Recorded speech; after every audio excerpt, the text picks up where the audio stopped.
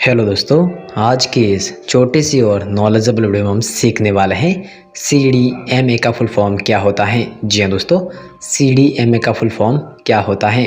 दोस्तों, CDMA का full form code division multiple access होता है।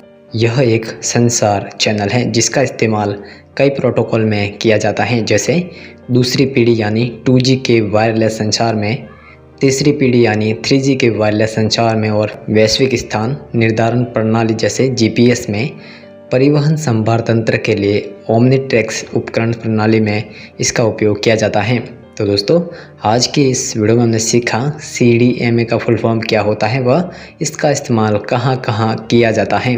तो दोस्तों, आशा करता हूँ आपको जानकारी अच्छी लगी होगी। जानकारी अच्छी लगी तो वीडियो को लाइक कर ऐसे ही नॉलेजेबल वीडियो जरूर पाने के लिए चैनल को सब्सक्राइब अवश्य करें, ताकि आने वाले सभी इंपॉर्टेंट वीडियो की जानकारी आपको समय पर मिल सके। Thank you.